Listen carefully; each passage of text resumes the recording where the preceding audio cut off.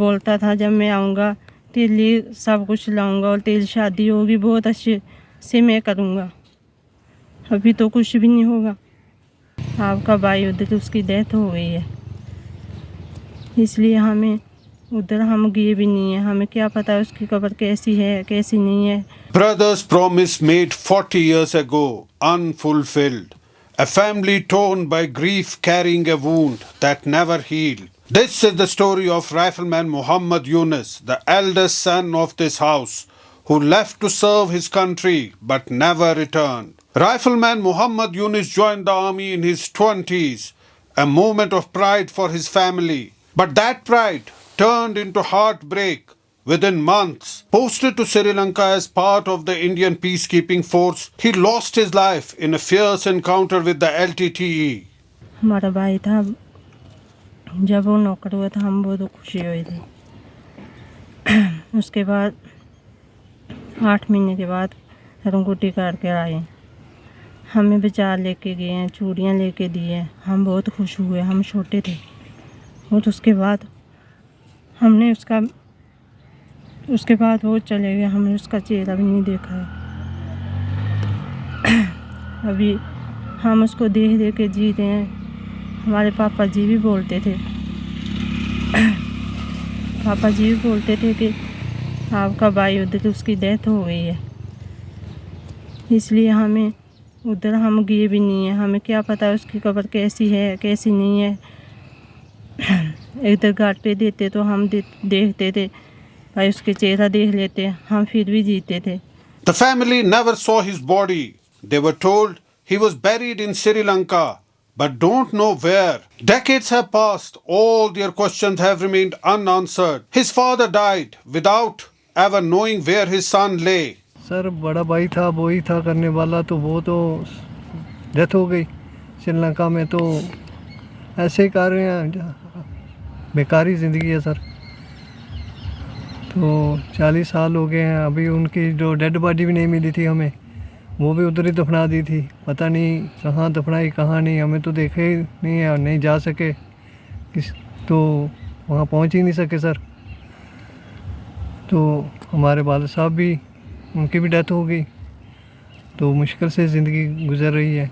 For the family of Rifleman Mohammad Younis, closure remains a distant dream. His story is one of sacrifice, but also of loss and unanswered questions. Questions that haunt families of soldiers who never return. Graves of Indian soldiers lie unkempt and forgotten in Sri Lanka's wilderness. These are the resting places of the Indian peacekeeping force soldiers who fought during Operation Pawan, a mission launched nearly 4 decades ago to restore peace in a conflict-ridden Sri Lanka. In the late 1980s, as LTTE-led insurgency threatened Sri Lanka's territorial integrity, the Rajiv Gandhi government sent the IPKF to stabilize the nation.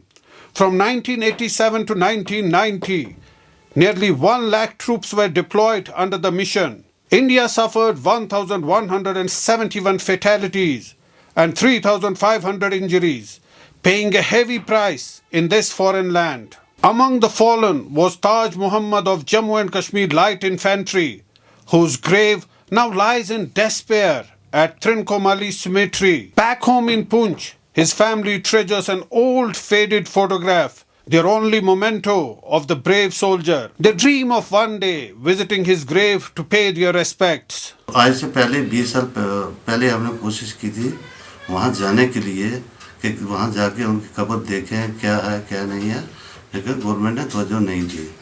अब हम कोशिश कर रहे हैं, इस government से appeal कर रहे हैं कि हमें वहाँ भेजें, उनकी कब्र जाके देखें कब्र का क्या हाल है। अगर टूटी हुई है मरम्मत करके तो हम आएँ, ये हमारी गुजारिश है। Despite the heavy casualties and acts of valor, including 1 Paramveer Chakra, 98 Veer Chakras, and 250 gallantry awards, Operation Pawan is labeled a minor operation. As a result, the sacrifices during the operation are not recognized with a formal Remembrance Day. As far as the Hindus is concerned, you know, they are cremated, so there is not a big issue. The ashes are sent back. But the problem was with the Muslim and the Christians. they are supposed to be buried. Now, I'll give you the example of my unit, 1st Jammu and Kashmir Light Infantry. Our troops belong to J&K. You would be aware of that. Yeah. So there are a case of two Jawans. One who was buried in Trincomalee Cemetery. There is a Muslim cemetery there. And another was buried near Kalmunai. That is a place towards the south, Amparai district, the north part of the northeastern province there. So by chance, somebody contacted us and said, "Ke iska grave hai." We said, "Yes, we know."